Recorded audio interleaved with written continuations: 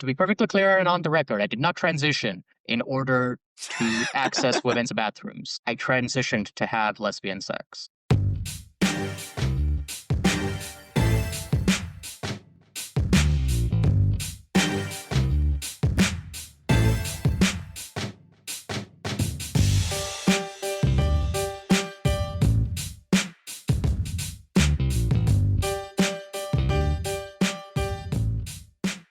Hello, everyone. Welcome to Cracked Ivory, a podcast about the feminist discourses and academic theory and popular culture and the brains of the most troon-mad people you will ever hear of. I'm Talia, author of Radfem and your resident evil lesbian feminist. I'm Emma the blogger behind Dolphin Diaries, and your resident evil trans lesbian. We don't have a guest this time because the subject of today's episode is the Transsexual Empire. In the field of true madness, there's a shocking amount of work that isn't academic in nature or is only academic in nature by a technicality. Transsexual Empire, for example, it's a dissertation, but it's a very strange topic for a dissertation, and I'll get into why in a little bit. But yeah, there's a lot of work in this space that isn't per se rigorous, but is still sort of admitted into the canon for reasons of what I can only call opportunism, if you know what I mean. We've talked before on this podcast about stuff like Sama Burime's paper, which are obviously published papers that really lack in intellectual vigor and barely resemble papers at all. This, however, is a little bit different. It's not just some random bit of word vomit that was published by an independent journal and never ever peer-reviewed and barely ever... Aburima's paper is quoted, but it's hardly particularly prominent in the fields of academia or feminism or anything like that. This isn't that. Nope. This is not that. This is a work of enormous cultural impact. Yeah. Epistemic vandalism is fast becoming my favorite phrase, but that really is the core of conservative intellectual projects. Not only hermeneutical injustice, not simply denying people the language to be able to talk about themselves or define themselves or advocate themselves, but also sort of just filling the discursive environment with toxic, radioactive, just pure sewage and shit and garbage, you know?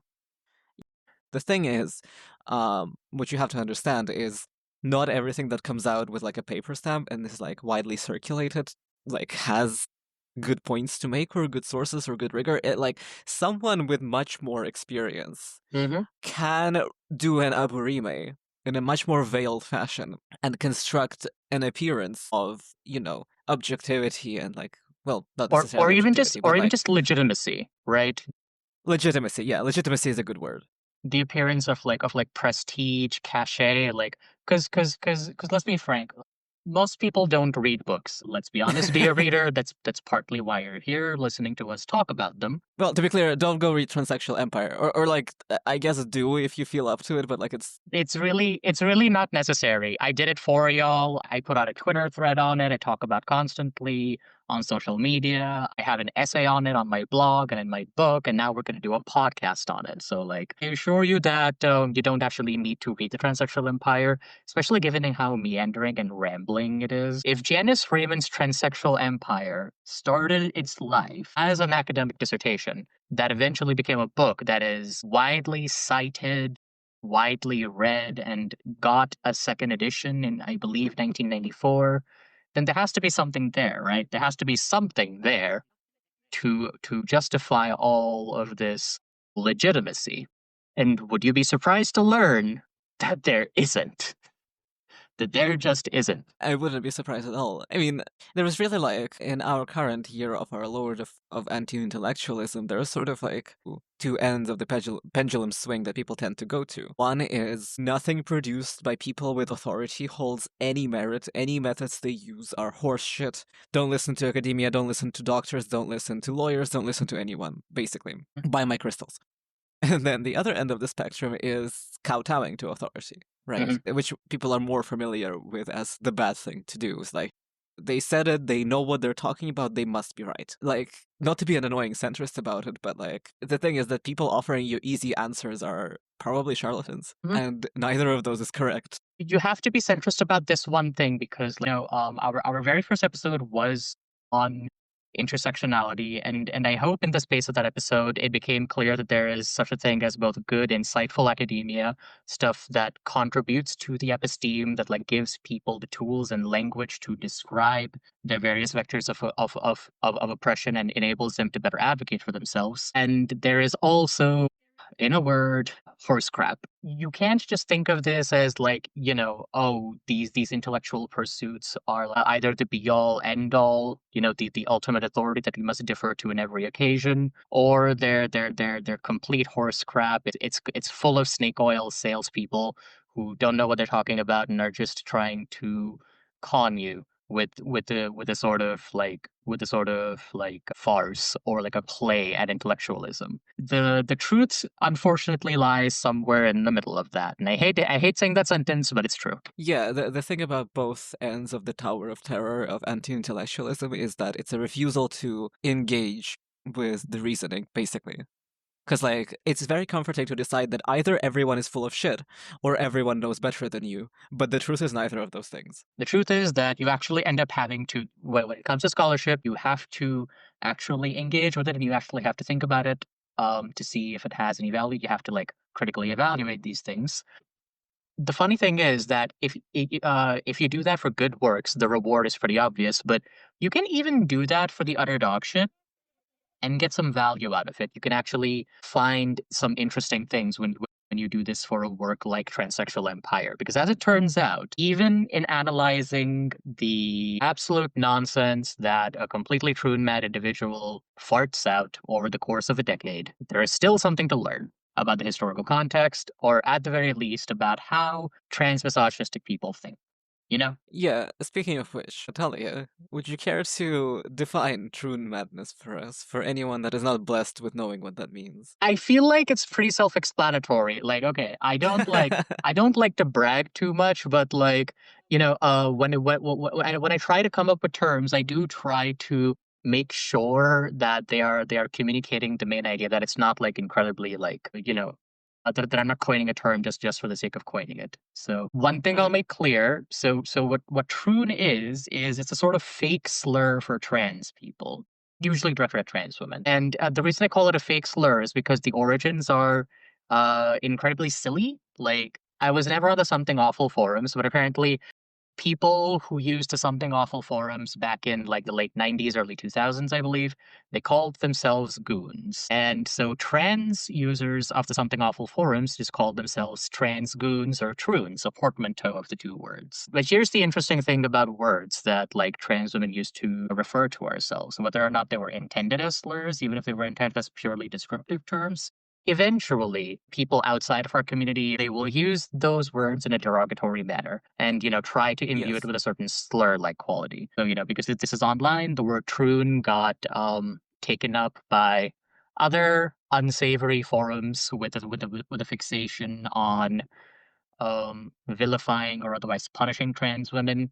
I specifically, or me and Emma rather, we encountered it on Twitter being used by so-called trans-exclusionary radical feminists and gender criticals and people of that ilk. Right, but like the problem with trying to hard launch a slur is that it needs to have some bite to. Well, one, there are already slurs for trans women.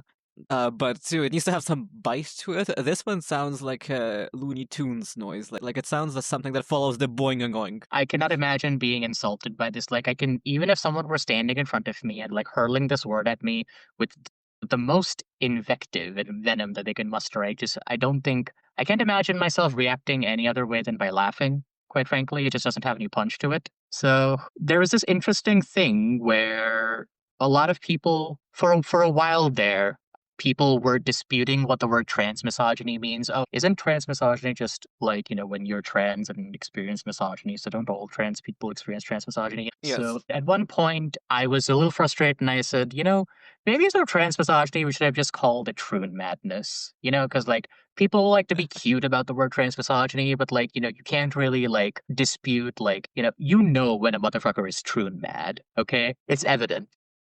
That is true. It's much punchier, but like you know that people would have made the case for it being ableist. Yeah, probably. Anyway, let's start on the House of Horrors. Let's kick off Sister Raymond's True Madness Bible, everyone. All right. So I'll talk a little bit about like some of the background that I did. I don't usually get as much opportunity to talk about this in writing because I'm usually just trying to get to the point, which is the claims made by this book, which again I repeat are not very substantive. It's not going to take us a lot of time. So let's try to paint a bit of a picture. So the 1970s were a rather tumultuous decade for both lesbian feminism and transmisogyny. Adrian Rich's Compulsory Heterosexuality came out in 1970, and it was pretty good. I could have done without the citations to Mary Dolly, but it was a foundational work of materialist and lesbian feminism. Then 1973, the West Coast Lesbian Feminist Conference happened, which was the largest, I believe, gathering of lesbian feminists ever at the time. I don't know if it was exceeded since then. And a trans lesbian radical feminist, Beth Elliott, was actually instrumental in organizing that event. Yet when the actual conference happened, and Beth Elliott was slated to perform on stage on the opening night, the stage was rushed by a protest group called the Gutterdykes, I believe, who tried to attack, like physically attack Beth Elliott, and Beth Elliott's comrades had to like jump in between in the middle of like the assailants and her to make sure that like she wasn't physically harmed. As you can tell, but the Gutterdykes were not fans of trans women. And a lot of their rhetoric actually made it into a keynote speech that was going to be delivered by one Robin Morgan the very next day. It's an interesting story over here, which is that Robin Morgan actually, after this kerfuffle with Beth Elliott happened, Robin Morgan actually spent the entire night rewriting her speech. So, like, well, I'm not sure what the initial keynote address was about. I believe it was on the topic of unity, ironically enough. But instead, Robin Morgan rewrote that speech, and in the morning, she gave a keynote address in which she basically attacked everyone around her, according to onlookers, denouncing all the other feminists for not being feminist enough, for not being lesbian enough, for daring to work with men, and where she denounced Beth Elliott as an invasive male outsider to the lesbian feminist movement. Was that Morgan or Greer that also like advocated for the inclusion of her cis husband in the lesbian feminism? That was Morgan, actually, at the exact same keynote address. Oh, okay. That's the ironic part. Right. As it turns out, Robin Morgan was actually a bisexual woman, I guess, because she was at the lesbian feminist conference, but she had an entire husband whom she had kids with. And the funny bit is, in the exact same keynote address where she was attacking Beth Elliott as an invasive male presence, she was advocating for the inclusion of men like her husband. Well, actually, she called him an effeminist faggot. I'm assuming that like, not that I'm particularly enthused by the rhetoric that a feminist faggotry did not extend to Beth Elliott. Yeah, it's funny, right? Apparently, Robin Morgan's entire cis husband was feminine enough that his like maleness wasn't a problem for his inclusion in lesbian feminism. But Beth Elliott being an entire transsexual woman, that was a problem. Well, you know, it's not like we can know what a woman is. It's like an energy.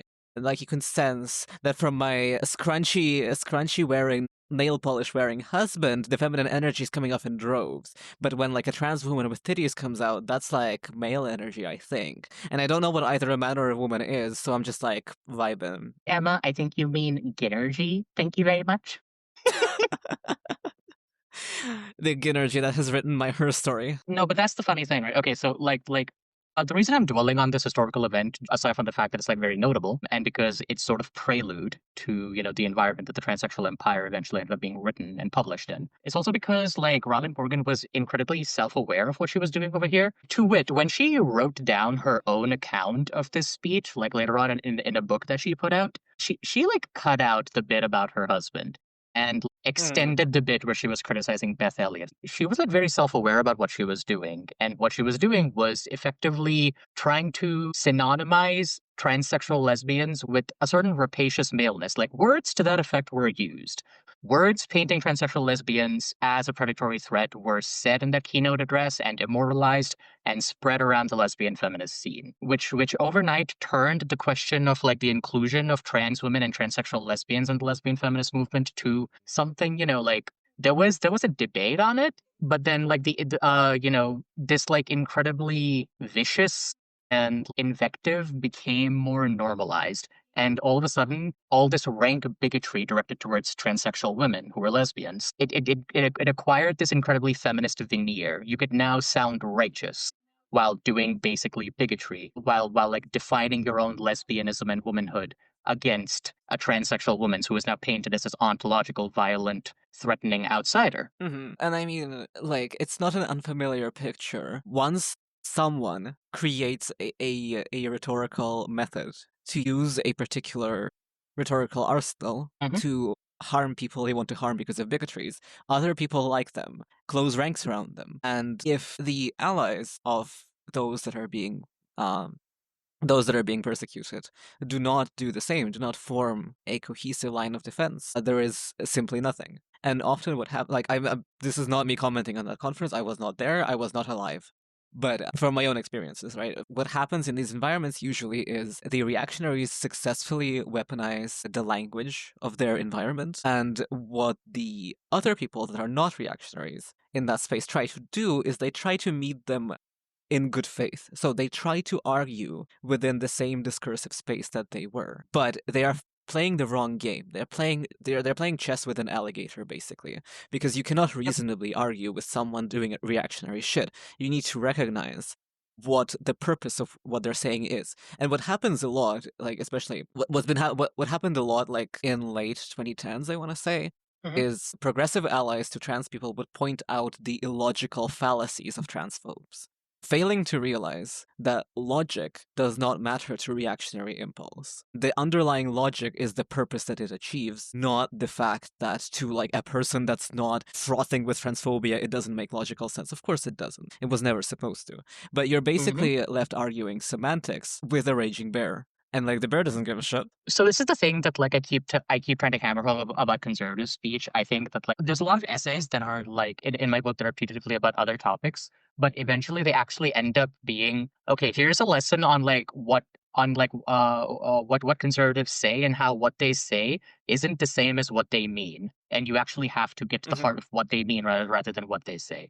Because Robin Morgan wasn't making a logically consistent argument, right? It makes absolutely no sense Yes. to say kick out this trans woman who I refuse to view as anything other than male. She does not belong in the lesbian feminist movement.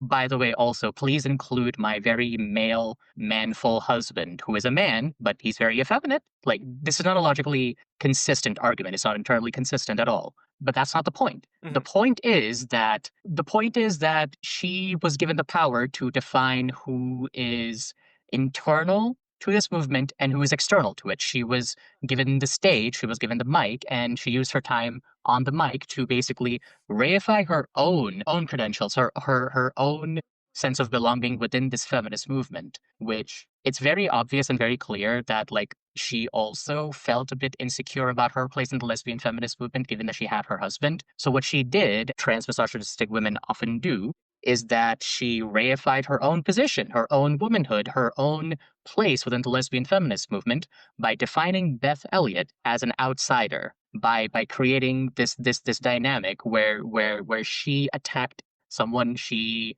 designated to the other. And so she was able to form an out group and in group dynamic based on that attack. And this is, like, again pointing to, like, purposeful absence of logic. Is that this is a rhetorical trick to construct Beth Elliott as more male and and therefore more threatening than than herself or her husband. Which, like, even if you deeply disbelieve that trans women are women, like, on a logical level, it should ping as wrong that, like, a trans woman is more man than a cis man. That just doesn't make any sense at all. Mm-hmm.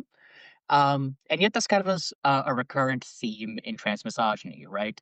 Trans women getting Yeah. saddled with the sins of cis men. Now you could argue that this is because conservatives view us as like having already committed some kind of deep sexual perversion, so we are like stained with this kind of like dangerous manhood that like your average cis Joe isn't. Like I'm trying to be as fair as devil's advocate as possible, but what is actually happening, though, isn't that. What is actually happening is that your average conservative woman knows full well that she cannot really, you know, hold men accountable. She cannot really make the men in her life who hurt her pay. So instead of doing that, she decides to punch down.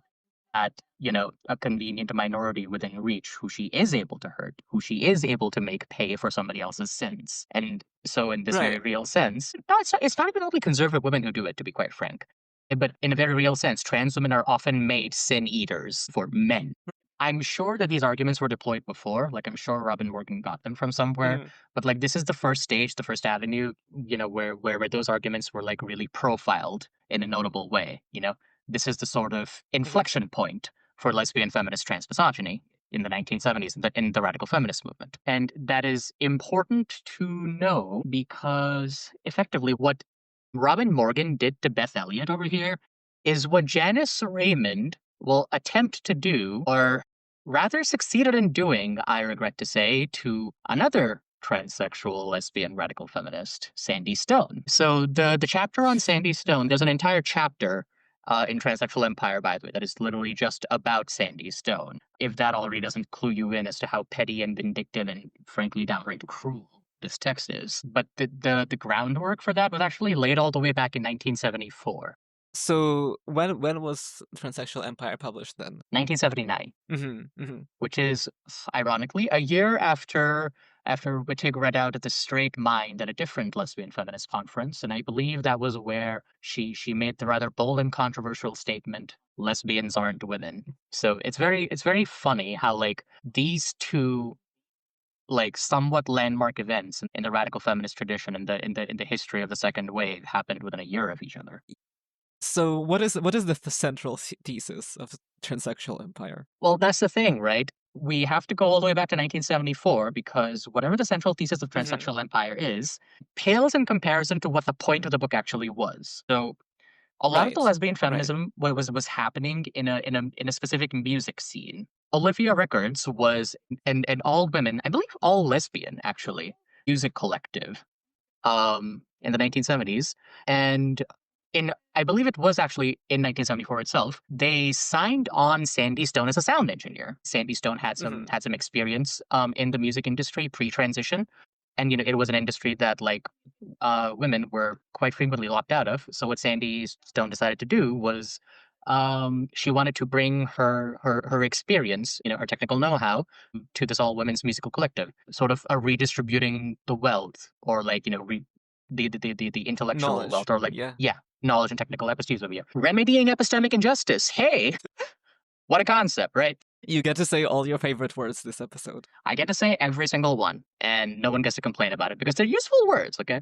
But anyway, I don't know exactly how Janice Raymond got wind of this, but she did. And 1974 itself, she actually sent Olivia Records a chapter of her dissertation that was to eventually become the Transsexual Empire, in which she called out Sandy Stone by name, said that Sandy Stone had a quote unquote very dominant role in Olivia Records, and basically like ran back the Robin Morgan playbook, but this time on Sandy Stone. Outsider, invasive, predatory, blah blah blah. Playing all the greatest hits, and obviously Sandy Stone and her fellows at Olivia Records were incredibly nonplussed because the idea that she had a very dominant role, musical collective, it was a total horseshit, and B, it said more about like the assumptions that Raymond was making, right? Both in terms of like not even just Mm. her assumptions of what Sandy Stone must be like, but her assumption of what every other woman in the collective is like. Like, oh yes, Yeah. quote unquote male person just strolled into this all women's music collective, and immediately all the women instantly deferred. Nonsense. Pure projection. And quite frankly, pure projection born off of a deep-seated truth madness. There's really no other Yes. explanation for this. Janice Raymond was not part of this collective. She was not privy to their internal goings on. She was just talking shit. So, in a very real sense, in a very real fucking sense, the transsexual empire started its life not even as a dissertation, but as a Tumblr call-out post. I was Straight up. about to say, it's a Tumblr call of post. And like, aren't we all familiar with like existing somewhere and then suddenly being enlightened to know that we have all this time been Mm-hmm. super aggressive and domineering and scary? Just everyone cowers at our presence while Yep. we're in the corner eating toast. Yep. The hosts of this podcast are me, a brown trans woman, and Emma, a detrans lesbian who has spent time as vaguely transmasculine, I believe. Well, trans man and then Yeah. and then vaguely transmasculine, yes. Yeah, and so we both love it when women are, for absolutely no justifiable reason, called male and aggressive and, accused of being the most domineering, angry person in the space. We just love it. You want to talk aggressive, invasive monsters, by the way? Robin Morgan's, hastily Yeah. written keynote speech, she, got on stage, she, accused everyone else of being a worse lesbian feminist than her, and she, completely unprompted, accused Beth Elliott of, absolutely heinous things. And then that set the discursive tone for how the radical feminist movement would talk about trans lesbians going forward. And Janice Raymond, after sending Olivia Records this chapter of her dissertation as what I can only assume is a threat, then started a letter writing campaign where trans misogynistic lesbians or trans misogynistic feminists were sending in letters to Olivia Records, threatening a boycott and effectively harassing them for having hired Sandy Stone. So if you want to talk about aggressive women with male energy sticking their nose where it doesn't belong, giving unsolicited opinions, trying to dominate a lesbian feminist space. There are two women from that decade I could name, but neither of them are Beth Elliott or Sandy Stone. Let's put it that way. Sandy Stone would eventually end up leaving the collective because they did a tour in 1978 and they actually had to hire security for it because they caught wind of the fact that this group called the Gorgons was planning to effectively do to Sandy Stone what the Gutter Dykes had attempted to do to Beth Elliott in 1973. By the way, I don't have very extensive notes in front of me at all. So if I'm getting specific details wrong, was it the Gutter Dykes in 1973? Was it not? If I get specific details wrong, please, I apologize and feel free to correct me. But I have most of the details correct over here because I've spent a lot of time reading about this decade, and a lot of it is seared into my memory for perhaps obvious reasons. Yeah, and it is one of those things, right? When you're getting mega harassed, at some point you have to remove yourself from the conversation, even if it's not the right thing to do, and even if people support you, because it becomes too much. You are a human person too. Because you start to feel like, okay, I can unfortunately speak from experience, because this way of dealing with trans lesbian feminists hasn't stopped. It's not that different now in 2025, over 40 years later. No. Well, not quite 40, over 30 years later. Yeah. But at some point, you just feel even if everyone around you supports you, you just feel like you need to remove yourself from the situation just so that they're not tarnished by your presence, Just so that your very presence doesn't keep inviting random people's wrath and anger and ire onto your friends. It's a horrible position to be in. And I have been put in that position more than once in the modern day because the internet is a wondrous land that enables us to learn more than we ever could before and also harass and abuse more people than we ever could before. Yeah, internet is wonderful. You don't need for letters to come in to get harassed. You can just have it happen 24/7. To the online trans woman, all of social media is Janice Raymond's letter writing campaign. Straight up. Yep. So I'm surmising based on the background that the point of Transsexual Empire is to construct a translesbophobic monster, basically. Yep. The title itself is very telling, right? It is called the God, Transsexual I wish there Empire. was an empire, but alas. Right. It's called the Transsexual Empire, and the subtitle is The Making of the She-Male. And it's incredibly telling because Janice Raymond she gets called a radical feminist a lot, but if you actually look at the things she writes, the things she says, it's very hard to find any actual feminism in there, let alone of the radical variety, because it's all highly derived from Mary Dolly. Now, Mary Dolly is another figure that is important to the story, but who we can't go into as much detail, especially given how much we've already talked about Dear Janice and Robin Morgan over here. But suffice it to say that Mary Dolly is also of the second wave tradition. She is better described as a cultural feminist than a radical feminist. And the difference over here is that so Mary Dolly's defining work is called Gyn Ecology. That's GYN/ecology, in which she posits the most common version of pop feminist woo, right? Talks a lot about the divine feminine, the boundless creative potential of womanhood, and about how all females are intrinsically connected by this sort of divine female power. And look, okay, I'm actually not going to inherently knock this idea of divine feminine womanhood. If you detected a hint of mocking in my tone over there, it's not because It's not because I am a trans woman. It's not out of resentment or things like that. I have been known to sort of like, mythologize lesbianism and womanhood on occasion. I am not immune to the temptation of romanticizing either, the idea of sisterhood, of like feminist and female resistance, the idea that you are Yeah. simply possessed by the spirit of the feminine or the divine female, like a calling or Yeah. something like that. Let's just say that, like, I have mythologizing ready to go if I ever need to. Okay, which I'm sure my detractors are only going to be alarmed by, but whatever. I see the appeal in like a sort of religious philosophy type of thinking. For the listener at home, I am like a very anti-spiritual person. I've grown up extremely secular and Mhm. utilitarian, and it does not appeal to me even slightly. I feel no spirit, I feel no God. Like, culturally Christian for sure, but like the spirituality does not appeal to me one bit. But I do understand from like a one, we all need uplifting things now and again, and Mhm. write narratives about our shared struggles and shared friendships and sisterhoods and stuff like that.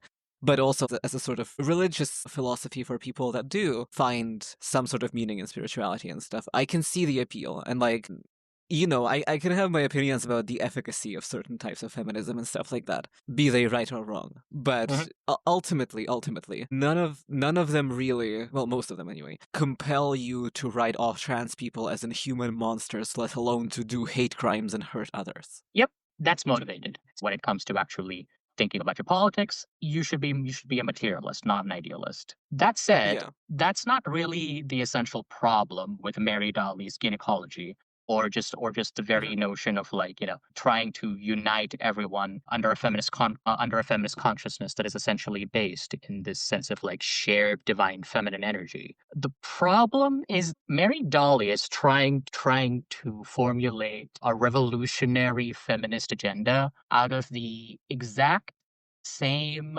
ideology that patriarchy already enshrines, which is that woman is synonymous with a natural, essential, immutable sex whose purpose is oriented towards reproduction. And that's the Yep. fucking game, right? The second you concede that your value, your worth, your very sense of identity, and even your politics, your sense of revolutionary consciousness, if that all stems from the naturalization of your sex and the romanticization of the reproductive exploitation that you and most women are subject to, it's game over. You have accepted the most fundamental tenet of patriarchal politics, that a woman's purpose is to be reproductive chattel. Where do you go from there? And this is the big tension between the sort of broadly two camps that emerged in the radical feminist tradition, right? The social constructivists and the cultural feminists, the ones who sought the abolition of sex itself, who resisted the naturalization of sex, who resented the imposition of womanhood, and the ones who embraced the naturalization of sex and tried to rehabilitate womanhood, tried to invert the meaning of patriarchal denigration. Oh, we should have a matriarchy instead. Oh, instead of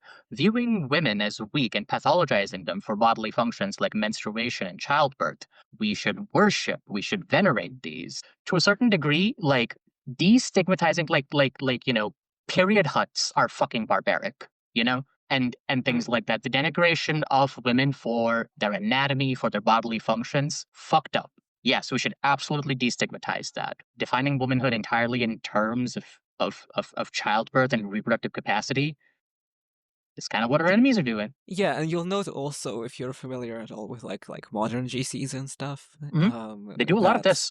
there is obviously one, that's what they do. That is the crux of their ideology. Even if at this point it has, kind of, especially when it comes to the GCs, they kind of left the feminism of it all behind, and Mhm. like the reactionary nature has fully crystallized. And basically left the husk of feminism behind. Mhm. But even in the cases where it has not, you will note that, that this definition of essential womanhood would then consider intersex women, infertile women, sometimes lesbian women, masculine women, etc. You could be the most fertile and heterosexual woman on the planet, but if you simply choose not to have kids, if you simply decide you are Right. not about that life, then this version of feminism does very little for you. Yeah, so there then become some flavor of either pitiable mutilated objects, stupid whores and/or frigid dykes that don't know what's good for them, traitors of the movement. Like one of those. Basically, they're cast out of womanhood. And in this case, womanhood is the sisterhood. So, Yep. if you are not a sister, you are not a woman. Yeah, and like make no mistake, today in the popular consciousness, the lesbian has almost been synonymized with both feminism and transmisogyny. Neither of those are entirely true. Speaking as a trans lesbian, but also it's also a mistake to think like people don't know their feminist history, right? People think that like feminism is not an actual discipline worth taking seriously, one that has been full of like different schools of thought and contradictions over the years. But like if you're actually familiar with your feminist history, the place of the lesbian within feminism has been hotly contested, and this was the case even throughout the second wave. That's a lot of what Monique Wittig is responding to. You know, like Freudianism, the onset of the second wave and the Lavender Menace. It was all this pitched, vicious debate about whether the lesbian belonged in the feminist movement. Because the initial second wave feminists, the Freudianists, believed that the only worthwhile feminist subject was like the middle class heterosexual woman who was confined to domestic servitude. And you know, she was the one who had the worst and most miserable lot, and feminism should primarily be about her concerns. Right, because no other kind of woman is confined to domestic servitude, including other types of servitude. And yeah, it was basically this like incredibly pitched battle between the idea of like the private woman versus the public woman. This is actually a lot of where like the second wave's reputation for being sex worker exclusionary comes from as well. You know, aside from like the later alliances with right wingers that some second wave feminists ended up doing. It's basically the idea. There's basically this incredibly pervasive idea within certain strains of feminism, not just radical or cultural, even within liberal, frankly, sometimes, like this notion has survived to the modern day. But there's this very pervasive idea that only the quote unquote private woman is the most worthwhile subject of feminism, and like trying to focus on the oppression of lesbians, trans women, sex workers, all of us who are cut out of the patriarchal bargain is a waste of time. This isn't an attitude that's as much left in the past as you think, because sure, the modern gender conservative movement really loved instrumentalizing a lesbian identity as a cudgel against trans women, you know, as an instrument of transmisogyny. But then when it actually came down to it, when the reactionary currents fully reared their head, a lot of these lesbian turfs who were rather essential to the movement at first find themselves on the receiving end of the vitriol and anger of heterosexual gender conservatives who are now somewhat recreating the Lavender Menace within the GC movement and saying, well, we're the ones. We poor put upon heterosexual women are the ones who are most oppressed under patriarchy. You lesbians are basically just like men. Right. And like, it's also obvious from the way detrans women are instrumentalized. Mm-hmm. The specter of the detrans lesbian, you know, the tomboy, the butch that is pushed to transition because trans cult was so instrumental in constructing the detranssexual menace. But if you look at like Schreier's work, not to spoil anything for future podcast episodes or anything Foreshadowing. like that, but if you look at Schreier's works, there's a lot of wombitude. There is a lot of like,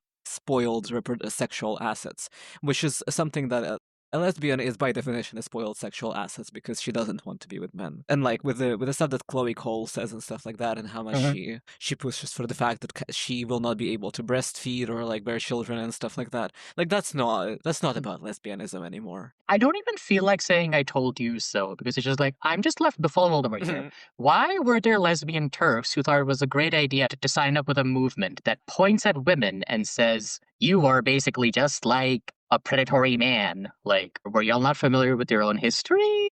Did y'all not look at how conservatives talk about lesbians? Did you forget that the locker room panic started with lesbians before it was about trans people? Well, let's look at an example in how that is constructed in the subject of today's episode. The Transsexual Empire. I know there is not much to it. I know there is not really much to that book. No, because, like, believe me, you might think this is, like, giving way too much context, but frankly, once we get to the actual book, there's very little to talk about. Okay, so I'm going to be talking about the 1994 edition of the book. Initially, it came out in 1979, obviously.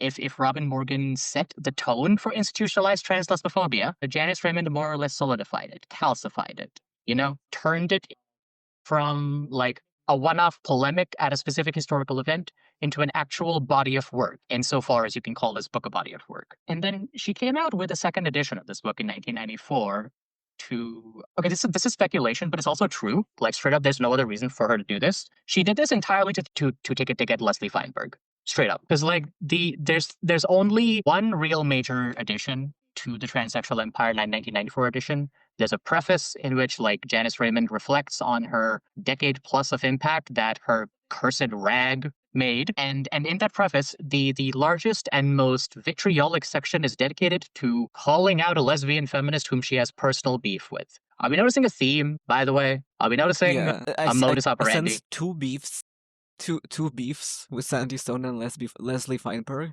Mhm. both lesbians who are trans in some way, shape, or form. So I'm not actually going to go very much into the preface, and believe me, y'all are going to be grateful for that.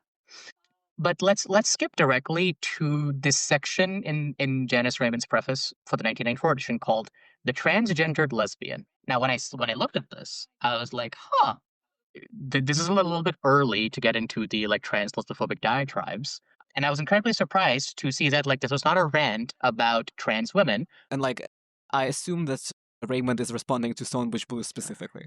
Is that correct? Do I have Raymond the is time? responding to Stonebush Blues specifically. She is basically calling out the book itself rather than Feinberg specifically, but like yeah, Feinberg through the critique of the book. Now, I can't obviously recount all of the plot and themes and the discourse around Stonebush Blues in this episode. That's what the Patreon is for. But I Mhm. will say that like Janice Raymond's review of this book is incredibly powerful and moving. Okay, because Janice Uh-huh. Raymond tries to shred Stonebush Blues and calls it overall politically disappointing. And given what we know of Janice Raymond's politics, that is a ringing fucking endorsement, you know? Interesting. So what makes Stonebush Blues a political disappointment? Well, Leslie Feinberg wrote a story about, a transmasculine lesbian.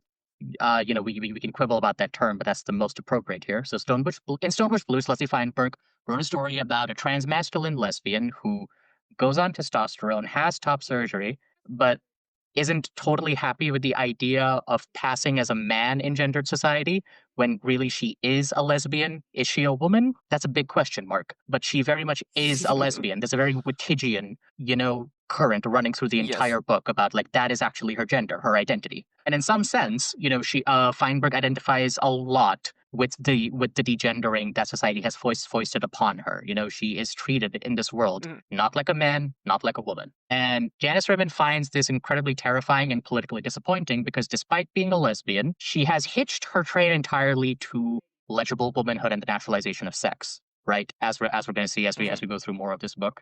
But I think the greatest crime to Janice Raymond that she specifically calls out is the fact that Leslie Feinberg advocates for lesbians and lesbian feminists to find affinity and political solidarity specifically with trans women. That is a sin. Mhm. That is a sin that dear sister Raymond cannot forgive. Yeah, and like from some knowledge of turf circles and GC circles, that has been the case for a long time. Like even political detransition cults sometimes tolerate some of their members staying on T or getting top surgery so long as they're still incredibly vicious towards trans women. Huh? Because we're not just saying this to like win some kind of oppression Olympics competition, but it's just true. We have testimony. We have like actual things that these people profess to in terms of what motivates them and how they behave. Like, convincing transmasculine people that they are being horrible traitors to their sex and like, only transitioning to escape misogyny in this society, that is very much part of the gender conservative agenda. But the real kicker to them is to get you to identify with this idea of like essential immutable female sex and to attack trans women as predatory invasive presences in your communities. And that's chapter what? Like, where is that in the book? That's the preface. We're only talking about the preface. Preface? Why is it like it's about the transsexual like what is is Janice Raymond making the point of like the medical establishment is transitioning women, is transitioning perfectly healthy women? Is that part of that? Like, is she trying to make that point, or is that just kind of That's somewhere, just yeah. sowing random bile? So Okay. so the book is primarily about trans women, but like whenever it touches on the topic of trans men or the trans masculine, it's a very irreversible damage narrative. So I regret to inform you that Okay. even Abigail Shrier, even the modern gender conservatives, didn't really come up with anything new. Like they've been doing this entire like, oh, you're mutilating yourself and you're just transitioning to escape patriarchy thing. They've been doing that since the 19th. To be totally clear, by the way, transition does not help you escape patriarchy. If you are transitioning, the patriarchal oppression you experience will only be compounded. That's kind of how gender oppression works. Yeah. I think to a degree, like GCs know this, but it doesn't matter, right? The truth of it doesn't really matter. Yeah, the truth of it doesn't matter, and they just kind of use their own illogic to present trans women as mentally ill, basically, because they were able to believe something so delusional, either mentally ill or manipulated and naive, or both. Yep. Or even just straight up transmasculine people, right? Like that Or, is their yeah, I line. mean, they fall. To be fair, they equivocate. They equivocate them. Transmasculine people are simply trans women in waiting. Yep. Yep. So, yeah, there are some sections of the book that like talk about that. This book is most focused on trans women and painting this like visceral, grisly, gory picture of like trans surgeries, of like mutilation, the constructed woman, unnatural Mhm. flesh golem rising from the pits of the pharmaceutical industry, going straight from scalpel to women's bathroom. I mean, I would choose if I were a constructed flesh golem, which would be pretty based. I would choose somewhere else, maybe like a nice beach or something. I wouldn't go straight to the bathroom. Yeah, Also, like, women's bathrooms aren't that nice. yeah, They're bathrooms. What do you want? What do you want from them? they're usually nicer than men's, but there is still plenty of piss on the toilet seat. Yeah, and it's like it's hilarious and confusing because it's like, okay, can no one aim regardless of equipment? Like I have to assume the piss on the toilet seat comes from like people who hover, but like okay, whatever. Regardless, to be perfectly clear and on the record, I did not transition in order to access women's bathrooms. I transitioned to have lesbian sex. I did not transition to go to men's bathrooms either.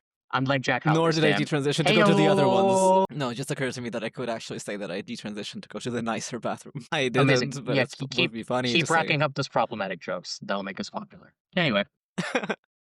And that gets us past the preface to the bloody introduction, right? So here's the interesting thing. In the very introduction of the book, Janice Raymond admits that trans women change sex. Anyway, that's it. Book over. Done.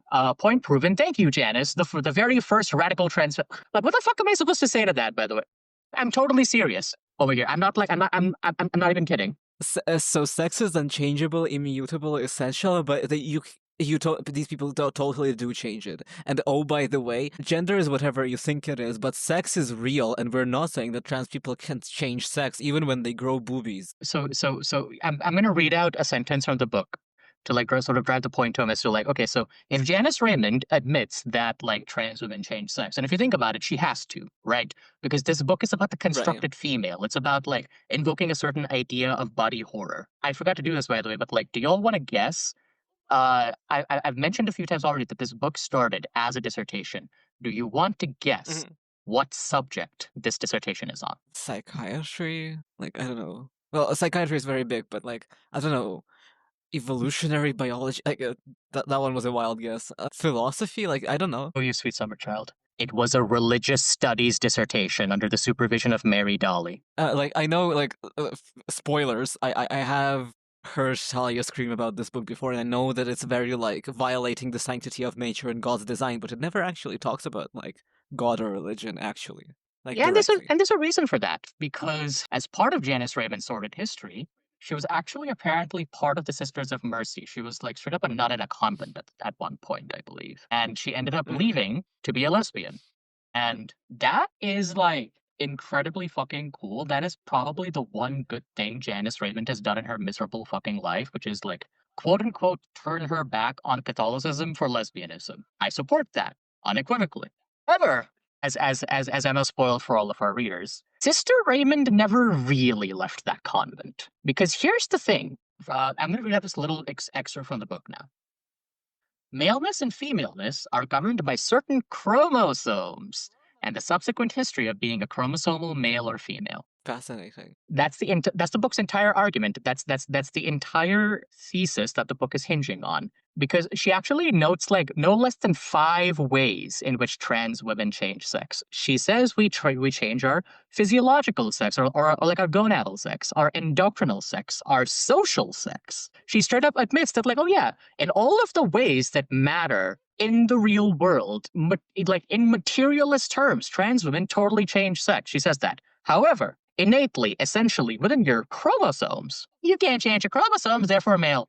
Therefore essentially a male. Therefore spiritually inside male forever. Ha ha! I mean, like, like, never has anyone been able to explain to me without resorting to spirit of God, which, as I've said before, I do not find compelling in the slightest. What is so special about chromosomes? I don't know what my chromosomes are. I mean, they're probably XX, the dreaded, but I don't know. Like, most people don't know what they are, so clearly we don't need to know them in order to operate in a gendered society. If we're being incredibly blunt for a moment, I know so many trans people who like have rather atypical development patterns. Like a lot of us, there is actually a rather high proportion of intersex trans people who know they're intersex, but like quite frankly, there are a lot of us who probably are intersex and we don't know it. Yeah, because this is an unrelated topic, well, mostly unrelated topic, but a lot of intersex conditions are only diagnosed when someone is trying to conceive a child and is failing, and all other explanations have run out, or has like severe developmental issues, right? So data on intersex conditions is heavily skewed towards developmental issues and infertility. But there are, even within that purview, there are intersex conditions that are not infertile. Maybe less fertile, but not infertile. So, with that in mind, we actually don't have much of a reason to believe that intersex conditions are not more common than they are.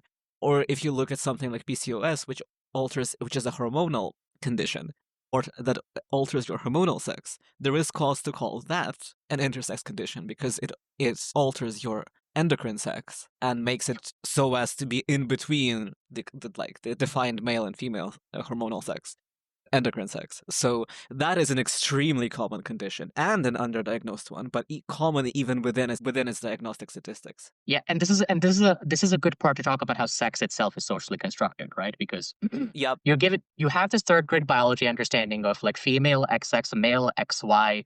So if you're female, you run on estrogen. If you're male, you run on testosterone. If you're female, you have a womb and a vagina and ovaries. If you're male, you have cock and balls, the thing that makes you a hair. And if you've been paying attention, what you would have realized that is a social grouping.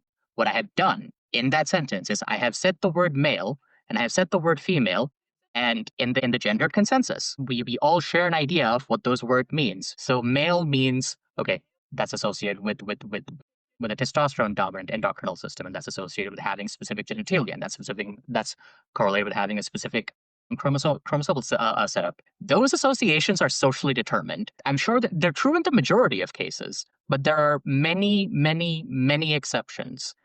Like on a very basic level, this might not be true straight up just due to physical injury.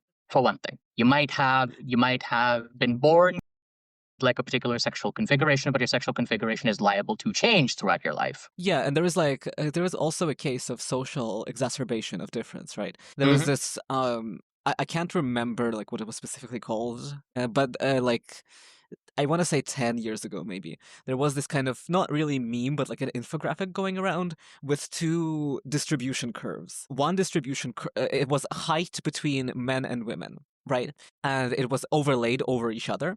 And then the other two distributions were what people thought the average heights of men and women are. And the actual heights of men and women overlapped greatly, and there were only like extremities at the very left end of the curve there was a little like pink sliver, and at the very right end of the curve where like the taller people are, there was a thin like blue sliver, right? But when it came to people just kind of guessing the average heights of men and women and putting that on a distribution curve, the overlap was tiny, and then there was this massive pink bell curve at the left end and massive blue bell curve on the right end. And like, so this kind of thing just illustrated really well the difference between the social construction of it and like whatever biological reality that there is. Because, well, yeah, sure, people who we consider to be like born female are a bit more likely to be shorter, assuming other things are equal, right? But that is severely overemphasized by society, that, wants all women to be teeny tiny baby dolls and all men to be these giant jacked, And we all know that it's also kind of not true, because we all struggle with some, like, even the most feminine woman and the most masculine man on earth, at least once in their life, have struggled with not quite fitting into that. So we all know that it's kind of maybe sort of not true, but the extent of it is often not obvious until we really think about it. Yep. And just focus on that a bit. So that is what it means for sex to be socially constructed. I'm not saying that, like, um, your very body is made up, but what I am saying is that sex as a social category, our understandings of male and female, they're based on correlations. They're based on this bimodal distribution that we have interpreted as strictly binary when it is not strictly binary. That is what it means for sex to have social meaning. We say male and we mean, okay, this collection of attributes, but not everyone who moves through the world as male, and not everyone who moves through the world as female necessarily has that collection of sexed attributes. And I'm not even talking about like Yeah. trans people are the exception. Perfectly cis people, perfectly heterosexual people, perfectly unremarkable non-transgender people who've never had any transgender healthcare in their entire lives. They don't always fit this social categorization of male and female, right? Right. Like there is a reason why there is a trend of like cis women being accused of being trans. But you don't even need to be like a clocky cis woman for that to happen. So that's the thing, right? This book from like the very first page is straining against what we all know to be true, that sexing is a social process, that it is relevant socially, that it is liable to change, that it is something that we all do constantly. We sex the people around us, not in that way, but like we are constantly perceiving what the sex of the people around us is, and we are making judgments based on what we can perceive. I have not been karyotyped once in my life before being subject to a misogynistic remark, or before being judged as like less intelligent by a STEM bro, or before being told to smile by an old creepy man. It doesn't matter what my chromosomes are in that situation. What relevance do my chromosomes and what relevance does my sexed history have to that situation in which I am experiencing misogyny? Right, and in the same vein, like when I was living as a trans man, and like a random coworker I barely know decided that I'm his dude, and he can just say a severely misogynistic joke to me that he would never voice in the presence of a woman. Like, it didn't karyotype me. It doesn't matter that I'm shorter than him or whatever, or that I was not always a man. No one cares. Well, like, people do care, but not in situations like that. And sort of to drive the point home to to like sort of how does Janice Raymond reconcile this dissonance? So I'm going to go back to to the excerpt. I read one sentence from it. I'm going to read both sentences now. As a reminder, Janice Raymond says that maleness and femaleness are governed by certain chromosomes and the subsequent history of being a chromosomal male or female. Lovely language. And in the very next sentence, she says, masculinity and femininity are social and surgical constructs. So that's what she says. She says that you are essentially male or female. Masculine or feminine, that's the social dimension. And you can change that, but you can't change whether you are essentially male or female. Even when you're changing your genitals and your endocrinal system, you're altering both your body's internal physiochemical makeup as well as your secondary sexual characteristics. We haven't gotten to the madness yet for why it's all bad, but I can't help but notice like without all of the like, oh, trans women are destroying women and are raping women with their presence. I don't know if it's actually in this book, but like that's in this book. The rhetoric That's chapter 4. Oh, okay. That's the Sandy Stone chapter. Oh, okay. Well, most people don't say that. But this particular bit that you just read out reminds me a lot of how even progressive allies talk about trans people. Like, oh, well, no one's saying that they're changing sex, but, they're taking some hormones or whatever and they're changing their gender. Or even how, trans people that have adopted certain views, it's like, we are all AFABs and AMABs. And we simply, some of you feel the need to surgically alter your femininity or your masculinity, but we're all still AFABs and AMABs with certain male and female socialization, And it's just very similar. And that's the thing that should be raising red flags, right? Because that's essentially what is needed in order to justify transphobia and transmisogyny. The sex gender split, the idea that like, oh sure, you can change your gender, this like ephemeral social thing, what you identify as, but your sex is innate, immutable. essential, unchangeable. That idea is core to gender conservative transphobia. So, and quite frankly, in most liberal feminist discourses that touch upon trans people, you don't see a lot of challenging the quote unquote naturalness, innateness, immutability of sex. And that's why liberal feminist discourses are so prone to reproducing transmisogyny while presumably thinking they're saying all the right ally things, you know? And you might think, well, how do they square the fact that, like, you're changing surgically your femininity and masculinity, like, you're changing sex, but not all of the sex? Like, you might think, how does that exactly fit in? Well, besides the fact that it doesn't have to make sense, the way they make it make sense is constructing a medical intervention as dangerous mutilation. Which, It, I can attest to from, like, the detrans side of things.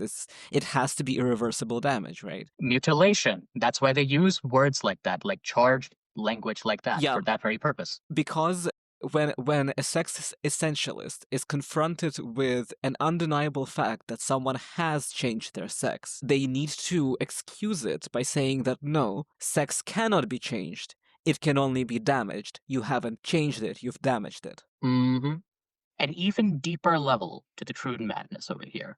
And I'm going to talk Mhm. about it with both in the context of a little more Janice Raymond history. This time in the future, we're not going before 1979. We'll be going after 1979. But first, let me start with an excerpt from the book.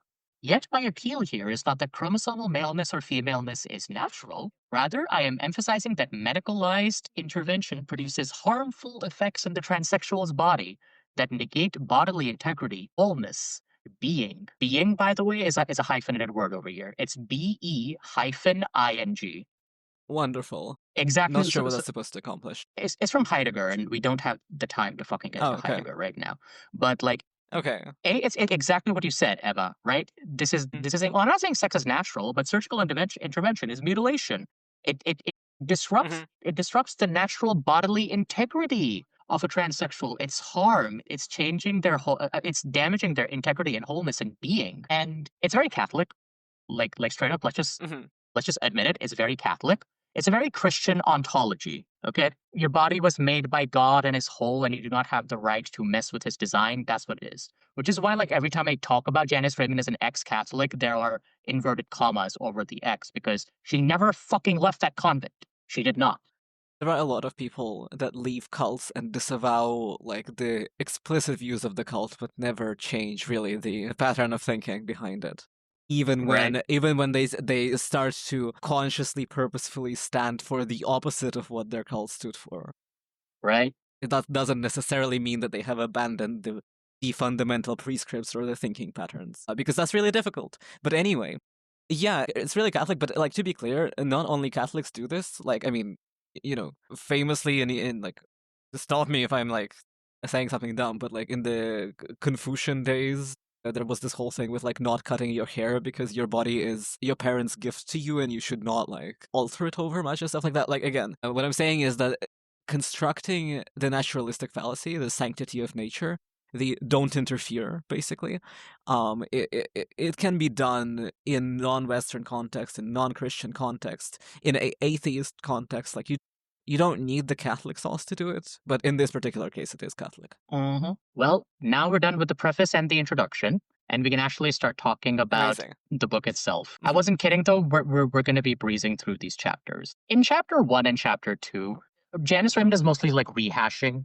a bunch of political beefs at the time. Like, in Mhm. chapter 2, she's really having a dig at John Money, who was a Mhm. big a big voice in sexology and just like in sort of like defining the discourses on trans people at the time. Money would later go on to be incredibly discredited because he tried to effectively um, change an infant's sex without his consent, and that child, David Raymer, grew up and like ended up committing suicide. Money was actually a huge believer in like he just straight up believed in conversion therapy. Like Well, yeah, that's obvious from like the experiment that he tried to conduct. yeah, the gender conservatives have this like insane idea that John Money was a friend to transsexuals, which is incredibly funny if you know anything about him.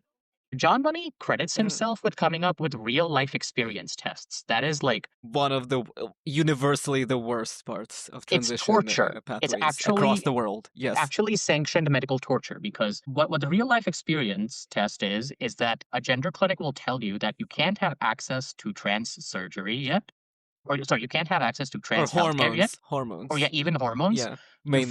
You first have to live in society as your quote unquote chosen sex without availing of any trans care. And if you survive that, and let's be clear, we live in a very queer phobic, transmisogynistic, transphobic society. If you tried to live in the world simply cross-dressing and like not availing of HRT, it would make your life immeasurably more difficult. That's basically asking you to make your queerness legible to an incredibly violent patriarchal society and to like expose yourself to the risk of harm and hate crimes. And John Money was proud of coming up with that, to be clear. Yeah, like where I'm from, like that used to be the requirement before the transition procedure was rewritten, and like that's also a place where like if someone clocks you as queer, there is a non-zero chance, like a very high chance, you will be hunted for sport, and no one will intervene. On the hosts of this podcast are basically some flavor of anarcho radfem, and we're both Yeah. very pro either informed consent or you know what, just DIY it. Because a lot of doctors are actually not particularly informed on transgender medicine and will do things like underdose you or withhold the hormones you actually need. So, A funny aside, so I did DIY with medical supervision, but then I came to the West and obviously like I had to get a new prescription because mine was not good enough for the EU. So I was put through a GP, right? And so I was like, oh, fucking swell. They're gonna prescribe me hormones. It's all gonna be chill. They put me on a microdose for no reason. I've been taking testosterone for like 7 years at this point, or 6, something like that, like full dose, no problem, never any problem. And they put me on a microdose on like 2 milligrams or something like that. that counts as forcible detransition, and it's not something we should be commending, even if in your case it all ended up working out. No, but like I detransitioned voluntarily later. It was Hmm. not like on my mind even. I was furious. I was like disassociating and panicking. I was calling the doctors like, "Doctor, why do I have my period back?" And he's like, Hmm. I don't know." Incredibly fucked up, right? The number of doctors that like had, if they studied trans healthcare at all, it was maybe a footnote that took them 2 minutes in class and have never cared to learn anything else and are just kind of like looking with one eye on WPATH guidelines and hoping that a trans patient doesn't come across them. Like, even in the West, I'm not even talking about like, surprisingly, Ukrainian doctors were kind of better at this because they were like trans liberation organizations came to them, and if they were not kicked out, then they were given like papers of like, okay, this is how you do it, and they were like, word, sure, I'll do it. So like they were kind of better at it than like Irish doctors that I came to. Yep. And so now that you have this like personalized account of what it is like to interact with these systems as a transsexual person trying to avail of trans healthcare, that Mm. junks Janice Redmond's first 3 chapters because the thesis she is building, aside from that entire bodily integrity thing, is the idea that transsexuality is this thing that is being pushed by the pharmaceutical industry, by the pharmaceutical psychiatric complex trying to create demand for all these new experimental surgical and medical procedures in order to benefit from like the gender distress of these individuals who don't need medical intervention. All they need is some good old feminist consciousness raising. They need to be told, hey, you don't have to, if you don't conform to society's gendered expectations, that's fine. You don't have to transition about it. You just need to get woke, essentially. That's Janice Raven's argument. And it hinges entirely on the idea that the medical industry is pushing these treatments on us when, if you go out and interface with the real world as an actual real trans person, the medical industry refuses, like actively goes out of its way to deny you the care you want and need as a trans person. If I recall correctly, at the times that you yelled about this book, right? Hmm. Janice Raymond does interview patients of gender clinics. Yeah. So she gets testimony about what it takes to avail of any gender care. And like these were very much not informed consent clinics that did not exist at the time, including in the US, that wasn't a thing. That Mhm. the procedures much more resemble something that I went through. And so like how does she square the reality of how these procedures go and how difficult it is to access gender-affirming care with Mhm. the idea that is constructed by doctors and pushed Okay. for profit. Okay. Let me tell you exactly what happens in the book. So she posits this whole Okay. uh, like castrated femme idea that like the psychiatric and medical establishments are pushing these unnecessary mutilating surgeries on gender distressed people. And then she interviews a couple of transsexual women who all talk about all the hyper surveillance they had to go through in order to access their care. And a lot of them are like, they're a bit more on the gender conservative side. A lot of them are like, yes, I'm very stereotypically feminine. I just want a husband and kids. I just want to settle down. I don't really believe in feminism, blah, blah, blah, blah, blah. A woman's place is in the kitchen. Yep. These are the trans women she finds and interviews because these are the trans women who have actually been able to avail of transgender care because like if a doctor, usually a male doctor, was going to agree to prescribe you HRT and approve you for surgery, you had to be the most stereotypical gender conforming female in the world. Yeah, and like to be clear, those were like trans people talking in a gender clinic to like a random cis woman, right? Uh-huh. I'm gonna give them a benefit of the doubt. They might not have actually believed all the things that they said. You know what I mean? So we talked about Sandy Stone earlier. The thing is that, Mhm. after Sandy Stone left Olivia Records, she did eventually find her way to academia and wrote a paper called "The Empire Strikes Back," a direct response to Janice Raymond's dribble, and which sort of Uh-huh. inadvertently ended up kicking off the entire field of transgender studies. But in Empire Strikes Back, Sandy Stone talks about the proud tradition that trans women have always had of passing the Harry Benjamin standards around to each other and telling each other what answers to give. Your stupid fucking endocrinologist who wants specific answers from you. Don't be honest. Don't actually give testimony. Tell him what he wants you to hear so you can have your goddamn HRT. Right, and like it's just like in case you the listener are not familiar with like the questions, like, well, what kind of questions could there possibly be there? Like, how did you think of yourself in childhood? No, no, no, no, no. How do you masturbate? Like, so yeah, how do you masturbate? Like, who do you sleep with? Who are your friends? Yes, if you're a trans man, you are not allowed to have friends with women too much, Hmm. and vice versa. Yes, it's insane. But like, so it also like depends because like it depends on the doctor. Like there is like a It's standard, theater. but they don't. It's theater, and so just so you have the example, like this is a particularly ridiculous one, but it's not that insane. So at a certain point, at like I want to say in like 2015 maybe, I was on like a conference for trans health that was like a semi-open one to all interested in activism and stuff like that. And someone was talking about the procedure in Moscow, and at the time in Moscow there was one doctor that was like trying to make like his clinic like work. He, the psychiatrist, invented like added like new additions to the test, and one of them, and I remember this vividly, is the patient is supposed to stand up, close their eyes, and they're told to raise their arms and like put their arms as wide apart as their shoulders are. And then, if the patient puts Mhm. their arms wider than their shoulders, then they're internally male. But if they put their arms narrower than their real shoulders, then they're intrinsically female. So, this is why you're supposed to learn the answers, because they're insane.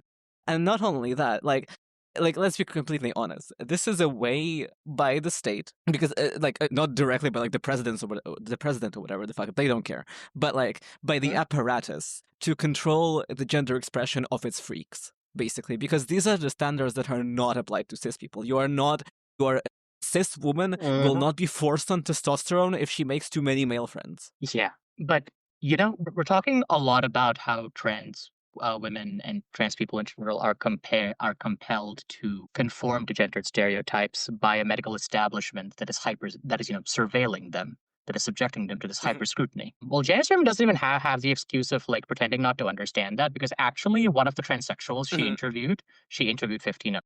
One of the trans women she interviewed straight up was like, yeah, by the way, Janice, like, we have to give these answers. Like, we have to like conform as hard as we can to gender stereotypes in order to access care. You know that, right? Mhm. And she wrote So that what does down in the Janice book. say? This is in she ignored it. Like she wrote this down in her book. She wrote down the testimony from the trans woman who told her, Janice, you realize that we are like forced to like do this charade in theater, right? Maybe she didn't like go into as much detail as Sandy Stone would later Mhm. when Sandy Stone wrote her paper, but like Janice knew. She knew enough to actually like write that down in her stupid book. And she was still like, anyway, this is why trans women are conforming to patriarchal stereotypes and are horribly anti-feminist. I'm serious. There was no attempt to reconcile the contradictions within her own work. She just ignored them. So do I get this right that Janice Raymond doesn't actually attempt to find an excuse to bridge the gap between, oh, this is a pharmaceutical industry's attempt to profit off gender miserable individuals, right? And the second one that they go through extensive screening. She just writes them down separately and uses the second one to argue that trans women are anti-feminist. Yeah, all the pieces of the puzzle are there. And like you don't even have to look at other people's work. Again, this is all there in the Transsexual Empire, including Janice admitting in the very introduction that we change sex and talking about how medical institutions deny us care and force us to jump through all these hoops, including gender conformity, in order to access that care. It's all there in the book, and she does nothing with it. She's still like, anyway, so trans women are anti-feminist and they are essentially male individuals in gender distress. And what we need to do is that we need to do feminist conversion therapy on them instead of enabling them to mutilate themselves. That's it. That's the maddening thing about Transsexual Empire, right? As a work, as a transmisogynistic work, it isn't even close to watertight because it contains its own refutations. Just unflinchingly, unashamedly, in fact. It's a completely shameless work. She just puts in refutations of her own claims in the book and says, and I can still slander the trannies as much as I want. Who's gonna fucking defend y'all? And she managed to get away with that for decades. So, fair play, Janice. Like, at this point, I'm tempted to I must assume that she included these contradictions, these refutations of her own work in her own bloody book as a power move. Because cis society didn't give a fuck. Yeah, and I think, people would maybe not assume that this line about, they just need to be feminine men would be in the transsexual empire. Because, they would associate this kind of thing with much more literally exterminationist views. It paints, actually, by accident, the two extremes of the assimilationist impulse towards trans people. So, one, and it is the more precarious one because it actually allows you to transition. So, it's basically the state-approved, pathologized pathway where you need to beg for access to your sex change, basically. And you need to prove that you deserve it. So, now in this case, as is the case in many countries these days too, you need to prove you deserve it by being the hyper-embodiment of the stereotype of your desired sex, basically. But moreover than that, from experience, I can say that even if you repeat all the questions correctly, if you, for trans men, if you look too feminine, if you seem too feminine, even if you answer all the questions correctly, they are still more likely to say no. They need to see a deviant that could only pass for a normal citizen if they transitioned.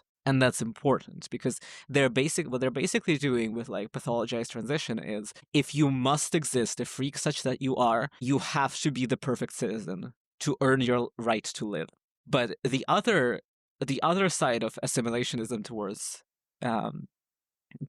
trans people is don't transition. Just be a feminine man. Just be a masculine woman. Just, hypnotize yourself into saying that it's all fine. You just need some feminism or not feminism. You need a real man to fuck you, a real woman to fuck you. You need children. You need, by the way, not be on your phone. Inadvertently, always when advocating for this feminist conversion therapy, it's not even particularly gender abolitionist because look at how much this entire female woo stuff defines Janice Raymond's entire intellectual career. Again, she is a disciple of Mary Dolly.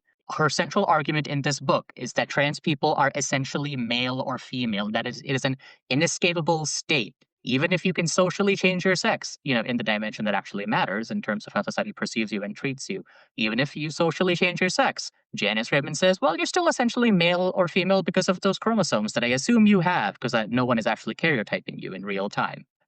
It's fundamentally sex essentialist. That is all they have. That is the feminism they offer you. What they offer you is nihilism and doomerism and cope. They say you can never escape your sex. Stop mutilating yourself about it. That's not feminism. That is fucking sex essentialism to its very core. And what has kind of persisted through AGAB politics, right? In like Mhm. we are all AFABs and AMABs, right? Because like to be clear, assigned sex at birth is like a language that reflects a reality, right? But the way it's used is basically, men and women vocally. Seen the term AMAB socialized in the wild, and that is just a breathtaking linguistic construction that so reveals how people think of the idea of social sex. Like, we keep trying to emphasize sex is social in sort of like mainstream feminist discursive spaces, and people will say, okay, sex is social. By the way, you are male socialized and I am female socialized, or you are AMAB and I am AFAB, and like they think that like using the right language is having the right politics. That changing the language changes the essential characters of the politics underneath it. So people will often continue being sex essentialist while using putatively social constructivist language and not realizing that that's what they're doing because people are really stupid about gender. So it's basically a language switcheroo. Like again, assigning sex at birth has a purpose and describes a specific phenomenon and stuff like that. But like when we are just sorting people into AFABs and AMABs, that's not what we're doing. This kind of rhetoric persisting to this day, it's like it's a specific way of sorting people that Yeah. engineers a kind of like a breaking of solidarity. Because what is the Hmm. difference between a trans woman forced to pantomime tradwifery in front of a psychiatrist that would otherwise deny her estrogen, and a cis woman at a gynecologist being denied treatment because she's too masculine, or being interrogated on her sexual practices because, like, well, maybe she's too much of a whore to receive this treatment, or like, has she considered that having a child would solve all her problems? Like, what's the difference? Are these not two institutions that are heavily misogynistic pushing women into tradwifery? This is the biggest sort of like epistemic injustice associated with the popular conception of transmisogyny, by the way. People don't or people either don't understand or refuse to admit that the kind of things the medical industry subjects trans women to is basically medical misogyny. Like Yeah. you will have people online talking about like, oh well yeah, I may be a trans man, but I still experienced medical misogyny as an AFAB, unlike AMABs. And it's like, I think you mean unlike cis men, because if I must refer to myself as an AMAB for the sake of this conversation, then fine. But like as a quote unquote AMAB, I have experienced oodles of medical misogyny, believe you me. Doctors do not understand my body. Doctors do not treat my body the way that it needs to be treated, as a trans woman's body. And there is so much research on trans women that, like, sorry, there's so much misinformation about trans women, even among doctors. Like, endocrinologists will tell you that your breasts will stop growing after 2 years. That is false, and puberty is much longer than 2 years. It's just that there was a study about breast growth in trans women that ended at the 2-year mark when funding ran out or something. That is the level of medical misogyny and like medical misinformation that trans women are subject to. And as a fully fucking AMAB person, that happens to me. And the fact that like people don't recognize this as a point of solidarity between trans and cis women, or even between trans feminine and trans masculine people, if we must use those terms, is maddening. Yeah, and like it is also very clear, and like this is the Transsexual Empire is the example of that, right? Yeah. Like you do realize that Janice Raymond and the people that came after her, and even the people that don't know they're doing this, they are essentially leveraging your pain, your experiences with misogyny, to Hmm. give you a punching back that can't hurt you back. Like you do Yeah. realize that. Yeah, because the argument has not changed ever since Janice Raymond wrote this book. Essentially, underneath all the sex essentialism and stuff, if you go all the way back to Robin Morgan, if you go all the way back to lesbian feminists freaking out about invasive transsexual lesbians in their spaces, what they're fundamentally saying is that trans women are essentially male in a way that means they will never understand what it's like to move through the world as a woman. They will never understand what it is like to be affected by misogyny. They will never understand your pain. They will never understand the pain of being a female. Emma, would you say that's true? How do you feel about like your quote unquote sex, separating your experiences from mine? How do you feel about that, honestly? Well, like, I mean, it's bullshit, right? Like, I've talked a Yeah. lot, and I talk a lot, like, in more, like, private conversations with D-trans people and stuff like that. that look at how trans women are treated. They are you. They are the same as you. It's a fundamental like shift in thinking, because a lot of people do think of trans people as females and males Mhm. changing their gender, not as people that completely shift categories, or people that have always existed in categories that are not what we thought they were. So like here's the thing, like when I detransitioned, I lived as a trans man for like 10 years. 7 of those were on testosterone. There are cases where, like, it matters. Like, Mm. the fact that my documents have never changed, fucking blessing. They were a thorn in my side for years and years and years, but now finally they're fine, mostly. But, like, do realize that, like, having been on T for, like, so many years, yeah, I'm feminized by having come off T and stuff like that, but, like, people, especially early on, people could smell the androgenic puberty on me. They didn't think I was AFAB. It didn't matter. Why would it? How would they know? They don't. So, I'm not afforded special treatment because I'm quote unquote a natal woman or anything like that. They can't, cannot see into the past and see me with pigtails at age 12. Like, they can't do it. It's not what happens. But like more than and this is particularly is what happens when trans men and like transmasculine people are roped into this kind of tertiary NGCism. You are lied to that you will never be a quote unquote a real man, that you will never be treated as a man. You will be treated as a queer man, as perhaps an intersex man, and in certain cases when you need to pursue gynecological care, you will be regendered and punished for the fact that you left womanhood. But no, you will go to grocery stores as a man. It's not true. It's Mm. not true that you can never be a man and you must seethe forever about the fact that you are shackled to womanhood in perpetuity. Now we've talked a lot about the experiences of transition to people. So like before Yeah. someone misuses the term transmedicalism against us, I do want to also put out a quick disclaimer. I have talked about this in my bloody theory, but pre-transition trans women also do not have experiences that are the typical cis male experience, Yes. because a lot of the cis boys around me didn't have the experience of being sexually humiliated and having their underwear torn off in the boys' locker room. Rather, they were the cis boys who were tearing off my underwear in the boys' locker room because they smelled some kind of effeminacy or queerness on me. Like, I don't want to go so far as to say that, like, we are our genders in some essential innate way. I don't know about that, and frankly I don't care about that. What I will say is that, like, people understand sexing as a social process on intuitive level better than they can verbalize it.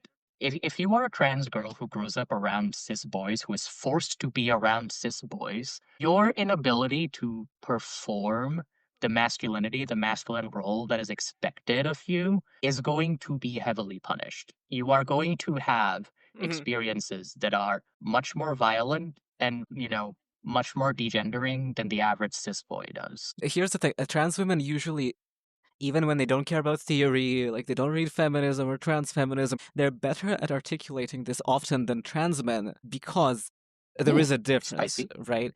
All girls are punished. Like all that grow up as girls are punished, even if they want to be them. Like even if they want to be girls, even if they want to be women, the most porcelain cheerleader is still punished because a woman is a site of exploitation and Hmm. extraction of feminized labor. And so sometimes I see a lot of trans men and trans masks assume that their experiences are simply part of girlhood.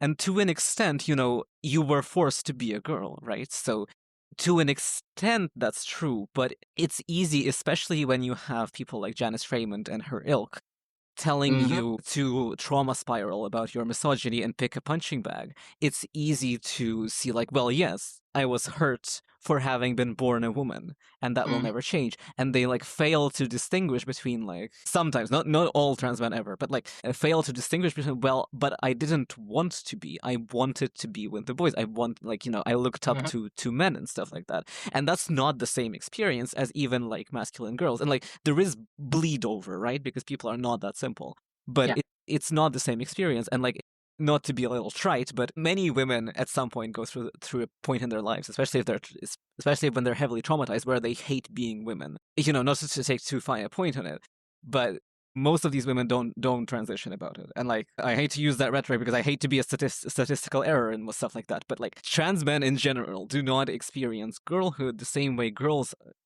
do, even if when those girls are gender nonconforming and stuff like that. There's a lot of solidarity to be had there. But do not mistake the ramblings of Janice Raymond about your permanent womanhood for some sort of essential truth. Frankly, there is the most similarity between how all queer kids are treated. Queer men are treated different than queer women. Trans kids are different than cis kids, but all of us are punished for smelling queer. And all of us have much more in common than we have something different, when we are children especially. Yeah, because I will admit that like the trans masculine testimony that I'm most familiar with comes from trans masculine lesbians or even cis lesbians who Mm, are very gender about it. Who do a little bit of the Batavian lesbian is by gender rather than like putting their alienation from womanhood into words. The thing I've noticed is that yeah, if you have some gender fuck or like queerness going on as a quote unquote assigned female, your experience, the misogyny and the patriarchal violence that you experience will still be distinct from that of the average, like actual cis girl or like, girl who goes on mhm, to become a cis het woman because it's an intensification. Queerness is like a boundary crossing in every case. It is often conceptualized and treated even as a gendered boundary crossing because, we have this modern construction of cis womanhood, of like, woman who identifies as a woman and doesn't transition. But like, if you talk to lesbians about their experience of womanhood, what womanhood means to them is very different from what womanhood means to a cishet woman, because gender in our society is defined exclusively around the heterosexual regime and the heterosexual contract. If you are not a heterosexual woman, if you are not a woman who acquiesces to the patriarchal bargain, you will be treated very differently, worse. mhm. And if you are a woman who asserts that she is no woman at all, ooh. You would think I would not care that much about it. But like, there is a lot of, feminist thought and solidarity and activism to be had Mhm. from, the original sin of trans men, of refusing to be women. And that is one that they both share and don't share with lesbian women because, woman Mhm. is constructed as sexual, reproductive, and labor chattel for men. And in Mhm. that sense, both lesbians and trans men are failed women. But, they go about their crimes very differently most of the time. And honestly, we had a lot to say about it, but like honestly, like we're through the first three chapters of Janice Raymond's shitty book, and we're Mhm, also through chapter four because I covered a lot of the Sandy Stone stuff earlier as like historical context. mhm, So we're mhm, honestly done with most of this book because I think there's only one or two chapters left. Like there's a bit where she goes on again about this whole body wholeness and integrity of being, where she like reconstructs these incredibly like Catholic arguments for why mutilating or messing with your body is against God's plan. She doesn't say God's plan, but it's mhm, between the lines. And then at the mhm, very end, she does the famous line about morally mandating transsexuality out of existence, and then she advocates for a couple of policy prescriptions that basically amount to we need to reduce the number of gender clinics in the world and we need to make transition as hard as possible. And like we don't have a happy ending, by the way. Like, I'm sorry to say that, like, what Janice no, Raymond advocated for is those are largely the policies that cis sexist and transmisogynistic regimes the world over adopted. Janice Raymond has a total cultural victory, not just in the way that her ideas formed the basis of the radicalization of trans masks or of like detrans rhetoric, but like she sort of this is how people think about trans women now. Yeah, regimes the world over are making access to like transgender care as hard as possible. She won. And she did it with a book that was mostly vapor that contains its own disproof within it. You know what she padded this book out with? She padded this book out with straight up mm, dictionary definitions, with talking. I lost count over five, like maybe at least a dozen times, talking about how if you can change sex, why can't you change race? And thinking that was like the most clever and insightful mhm. argument ever. And honestly, just to con a lot of like pettiness, cruelty, putting she, her in quotes when talking about trans women, and just a meandering screed about like, I admit that you trainees change sex, but also you're essentially male and you disgust me, and I want you to not have access to the care you need. Nah, nah, nah, nah, nah. Also, I want you to do feminist conversion therapy about it. And that's transsexual fucking empire. Yeah, and just like to bring our little scream here.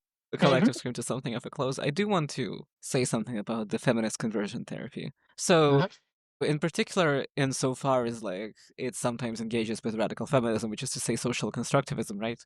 So it usually takes the form of like, is this Raymondian? Well, basically, sex is real, sex is wombitude and penitude, but transition is constructed, and that's bad. Which like, sure. But here's the thing. So basically, feminist conversion therapy often argues something along these lines that, you know, if patriarchy wasn't real, trans people wouldn't exist. So if gender abolition, no trans people. And you don't need to be like necessarily go to like turf places to see that, because sometimes putatively pro-trans people will just say that like, well, the only reason you want to laser your beard off is because societal expectations, and like if no patriarchy, then nobody would want laser or something to that extent. And like yeah, sure, when we change sex, we are trying to shift between different categories, and we are interacting with patriarchal understanding of gender. But riddle me this: if gender vanished, like as categories that mean something, right?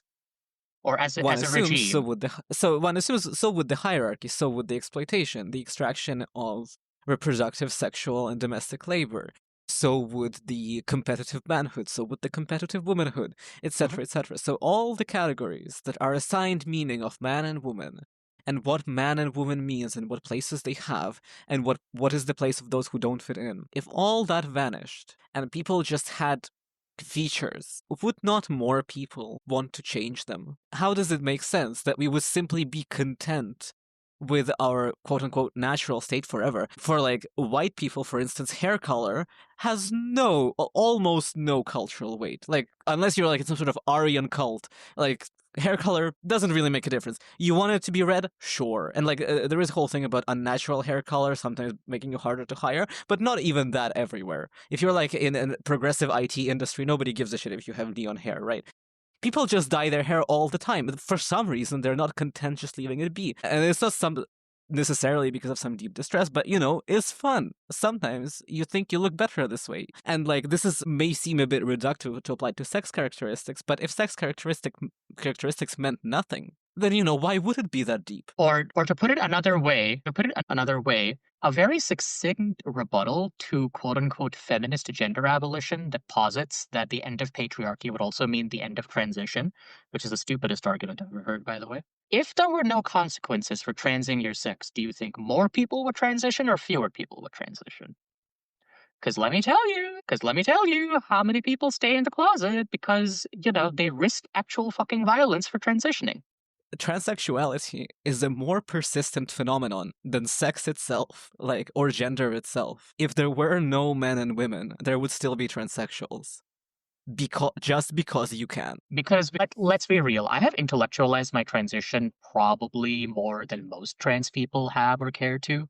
You know, Mhm. I wrote this entire blistering intro to my book about my refusal to be a man, and I stand by every single word. But like underneath it all, those are politics that were informed by society's reaction to my transsexuality. Okay? Mhm. If I lived in a society that didn't so assiduously try to punish me for not conforming to manhood and for wanting to like change my sex, because like let me tell you, I've wanted tits for as long as I can remember, pretty much. I would have done it a lot sooner, and a lot more happily. Some spoilers, I guess, for someone that only knows me, maybe not from my essays, but like just from this podcast and stuff like that. You know, Mhm. when I first encountered the possibility of transition as a teen, it wasn't like it did like interact with some like patriarchal conditioning and whatnot, and my desire to be like to find legibility as a lesbian teen. For the most part, my reaction to like finding this out was like, oh my god, neat, this sounds cool. And then I was put through conversion therapy. Like, like Yes. spoilers again. I'm a detrans woman, right? Like you might think, if you fall into the naturalistic fallacy and stuff like that, that the conversion therapy would have helped me. That would be insane because conversion therapy is torture. But like before I went through it, I was just like, "Oh my god, transition is neat. I can have muscles. What?" And then it was like when I came out of it, I was like, "Oh my god, I need to strip everything vaguely woman shaped from me forever." And I can confidently say that had I not been through it, I would have not stayed a trans man for as long as I did have. Because like, yeah, being punished for expressing your agency about your sex only makes things worse. And it doesn't magically eliminate the desire to change it, because there is nothing wrong or unnatural or weird or bad or unhealthy Mhm. about, having control of your body. Yeah, because like ultimately our desires, we as people, as humans, have a tendency to intellectualize our desires, to like maybe even rationalize them Hmm. post hoc. But like very often our desires are just not that easy to explain. Raymondian gender abolition would have you believe that the only motive a female would have for pursuing transition would be to escape misogyny. And it's like, no, I'm sorry. I know fully cis lesbians who are like perfectly happy with all of their secondary sexual characteristics and are like even okay being like parsed as women publicly, and they desperately want a fucking penis. Okay, I know a lot of lesbians like that. By the way, that is my slogan for trans rights going forward. You know that should be. We really need to rotation. Let women get phalloplasty into the whole. Yes. We need this. I need to get dicked down by a femme badly. We, like uh, what transsexuality ultimately is it's not some like great political action. It is an expression of like natural human variation, of human desire, of our desire to alter and play with and express our embodiment in unique ways, in ways that feel true to us. And there's a lot of like bullshit patriarchal politics layered on top of that because we live in a bullshit patriarchal world. But like again, I did not come out of the womb being like I want to transition for the radical feminist cause. You know, as much as it pains me to admit it, that was not that was not like encoded into my DNA or anything. Right. And there's like, there's a lot of like outrage of like, yeah, how dare you? I deserve to transition. I'm really trans. I'm really hurting. And like, listen, please don't explain to a conversion therapy survivor how much you're hurting and how much your pain is real, okay? Like, I'm not saying that it's not. Yeah. What I am saying, though, is that you should get to do anything and everything in terms of gender transition, even if you just wanna. You don't. And I am saying it specific in part, this is informed by my experiences, that you shouldn't have to be hurt to justify your choices. You should be Yeah. able to do it just cause. Yeah, the entire like pathologization, the trans medicalized model where like, there are true transgenders who are really in distress, and then there's a bunch of like fake fuck all that. Okay, let's say that Mhm. there are some true transgenders who are more authentically transgender than I am. Fine, whatever. I don't give a fuck. Those true transgenders are Mhm. probably better served under an informed consent model too, outside of like medical hyperscrutiny and away from male doctors who like leer at you and demand to know how you jerk it. Fuck all that. Sext freedom for everyone. Informed consent, like sex freedom, gendered freedom, freedom of expression for all of us. And if you're like starting to be like, well, but what if I hurt myself? What if I regret it? If you regret it, you get the same sex freedom. You get the freedom to undo whatever it is you've done. We need to live in a society where there is no stigma associated with your sex. And that means the end of misogyny and the end of patriarchy and the end of homophobia. That means both loving who you love and being who you want to be. You know? It's Yeah. envisioning a total freedom that like we are probably not going to achieve within our lifetimes, but that is the ideal we need to strive for. Because the root of all of our joy and depression as queers, as trannies, as women, it's misogyny. It is the devaluation. Is the devaluation, the designation of specific sex characteristics, the designation of them as like sites of exploitation that needs to stop. And only then will we have the freedom to define who we are as people, as human beings who are free to choose our embodiment. Yeah. And anyway, if you disagree with me, you're not a real transsexual. I have the F64.0 transsexualism diagnosis, and you probably don't. Boom! Pulling rank. I've been to a psych ward about it. Have you? Mhm. No. So sit down and listen to me. Meanwhile, I'm just sitting here as like a random tranny off the street who like eventually was like, okay, so uh, uh, my parents don't let me have total financial control over my life. Let's do estrogen about it, and I want the freedom for everyone. Okay. I'm the bad cop here. So that was our episode on Transsexual Empire, which we are ending with our incredibly anti-Janice Raymond screed. That is a vision for politics that has both been used to oppress us for decades and is a complete fucking dead end, but that has wormed its way into queer theory, into queer academia, into queer discourses in the modern day.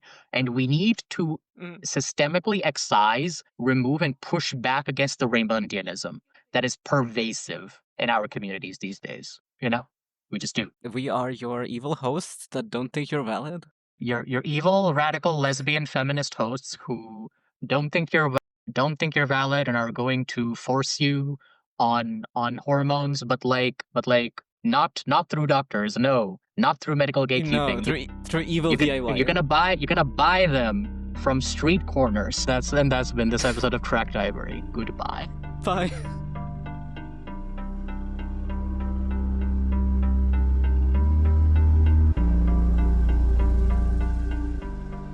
Cracked Ivory is supported by Patreon. Join us at patreon.com/crackedivorypod to receive early access to our episodes, as well as full Patreon exclusive episodes and behind-the-scenes content.